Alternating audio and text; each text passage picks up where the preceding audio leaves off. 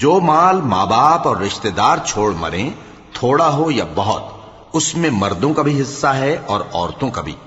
یہ حصے اللہ کے مقرر کیے ہوئے ہیں۔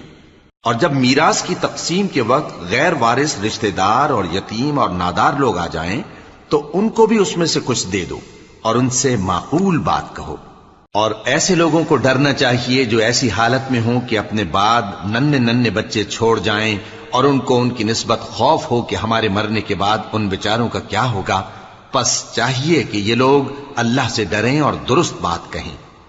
جو لوگ یتیموں کا مال ناجائز طور پر کھاتے ہیں وہ اپنے پیٹ میں آگ بھرتے ہیں اور ضرور دوزخ میں ڈالے جائیں گے۔ اللہ تمہاری اولاد کے بارے میں تم کو ارشاد فرماتا ہے کہ ایک لڑکے کا حصہ 2 لڑکیوں کے حصے کے برابر ہے، اور اگر اولاد میت صرف لڑکیاں ہی ہوں، یعنی 2 یا 2 سے زیادہ، تو کل ترکے میں ان کا 2/3